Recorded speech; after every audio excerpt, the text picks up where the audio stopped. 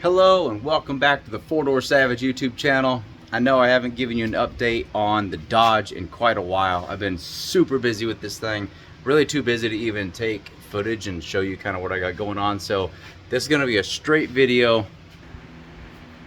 Okay, so if you've been paying attention, for the ones that are following, the various projects that I've got going on here, the Dodge is one. Let me zoom out there. There you go. Anyways, 416 cubic inch. Short block is ready. We've got everything but one piston in it, which the new piston is sitting in a box there, and the rod's over there, or whatever. We'll get this thing put together. The heads, we've got yet to get the heads back. We're hoping to get those this weekend. But I've got a ton of stuff I've been doing and have done. Let's take a look. Got a roll cage. I'll put a roll cage in for some safety. This thing's been running on lap belts for quite a while. New seats, sharp looking seats, are on sliders. They slide back and forth and they fold forward. You're gonna notice the cage here, it's got put a swing out bar kit for the back bar, the drivers and the passengers. And since these are so low, they're really easy to get in and out the seats without even swinging them out. I'm sure it doesn't meet spec, yeah, whatever, we don't care. At least it's got some actual harnesses in it, and it's gonna help a lot better in case of, if we get anything bad with this car. Anyways, we're gonna bolt these down really tight with stainless hardware. If we decide we wanna get the thing, open it up and getting people in and out the back seat, we'll go ahead and pin it and pin one of them and whatever. Anyways, the fueltech is mounted, even got power. Did a lot of work on the wiring. I'm going to show you all the wiring. What we've got in here: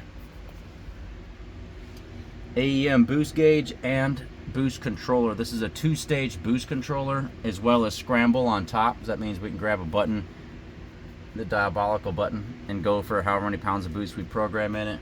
We've got the wideband over here. Like I said, fueltech there. The boogered up ignition switch now is a USB. Switches are still down in the center console like they were. Let's move around to the back. Pried the floor open, put a bar in here that actually ties in about here and there underneath the car and the frame rails for the parachute mount. Went ahead and put a parachute on this thing. This thing is pretty sweet. Got to get him stopped. We moved the batteries. They were here. Took them out their boxes, tucked them back in the corners. A little better weight distribution. We got a little bit of no prep racing to do with this car. Maybe a little Mexico action also.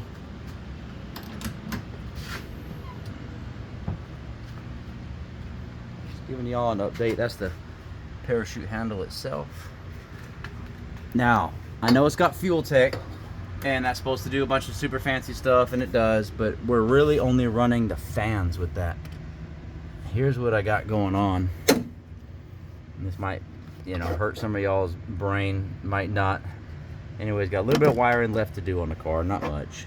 You can see over here, just need to wire it for the bulkhead, for the fueltech, for the sensors. What we're doing with the fueltech is monitoring the engine. We're looking at all the data, the sensors, and we're using it to turn the fans on and off. Otherwise, that's it. We don't want a laptop anywhere near this thing if we're going rounds, and driving somewhere. We want reliability, nice redundance. So what we've got is a MSD 6AL with the MSD Boost Timing Master retard on top of it.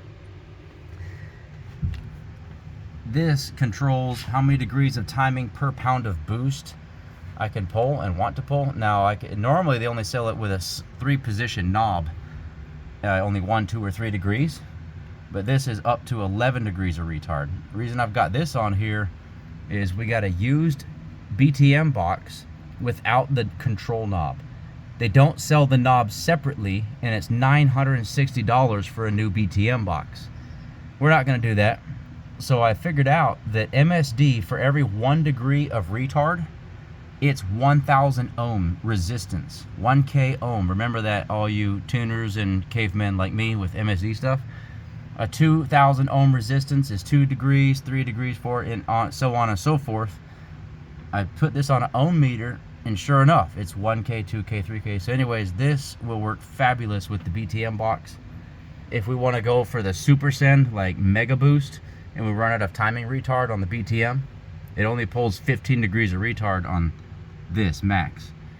The second stage now, if we grab the super sendy boost, like all of it, I can program more timing retard through this box, as well as a start retard.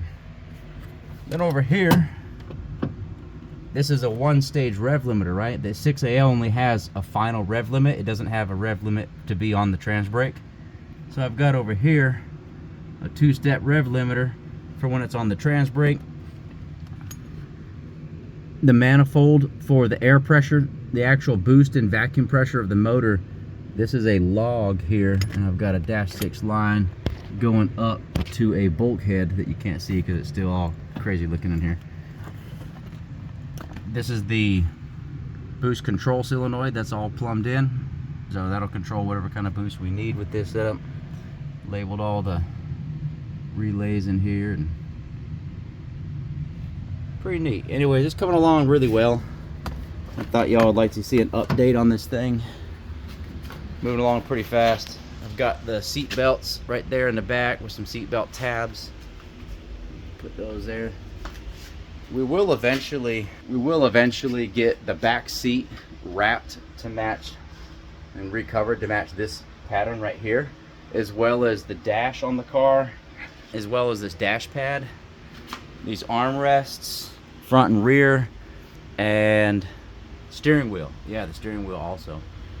But here's what we got. I mean, things coming along really nice. Super street car. Got a big race September 13th that we're getting ready for. We'll be ready well in advance. We'll be on the dyno. Before that, y'all will see that. This is a bulkhead. That's where the boost pressure from the motor is going to come in. That's the only wiring you're going to have is boost pressure off the motor, and then air pressure out to the wastegates from the boost controller. You've got the data, the sensor harness that will go there, and then the coil wire will go to the distributor, which will be right about there. Obviously, wipers, and that's for the starter wire, bulkhead, and that's for the throttle cable. We're going to paint this nice and red, get it looking great. Give you an idea. That there. We'll hook to that. And then feed that manifold. Got the headers cut, ready for the new flanges. We've got a 600-degree primer for the motor. Everything's stripped down, ready to do some painting.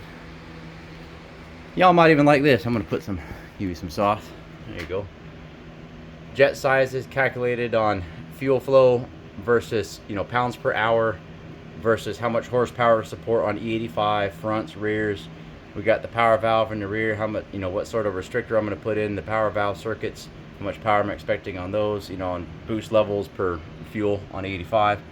1970 is how much, top I believe the turbochargers have in them on this particular combination. With that being said, when we go to dyno, we're looking for 20 pounds of boost, make 1600 horsepower. 1600 horse in this weight of a car should run about a 489 at 135 in the 8th. No prep. If we lose 4/10 from our potential, we should be 5.2 something, 5.2x, and be able to maintain the mile per hour. Did some math on the gears, first and second gear shifts and all that. So first gear, 7200 is 70 miles per hour. So when we come out of first, it's clicking 70. Then it pulls almost 50 mile per hour through second gear. So second gear is a real sweet spot in that track for tuning. We're going to be around the 150 foot mark, maybe 200 feet to 500 feet right here. 50 foot or 50 mile per hour. So we're going to focus on tuning a lot in second gear. And then third gear, when we shift, it's actually going to drop us down to 5,000 RPM and pull up to 58 at 136 in third. And with that being said, we'll be going from second gear to third, right back to our peak torque. And that's where this thing is crazy efficient. This thing is an absolute monster in high gear. So I'm really excited to see what this thing puts down for sure. That's what we got.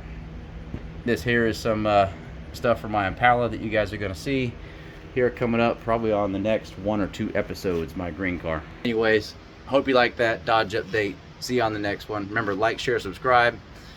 See ya.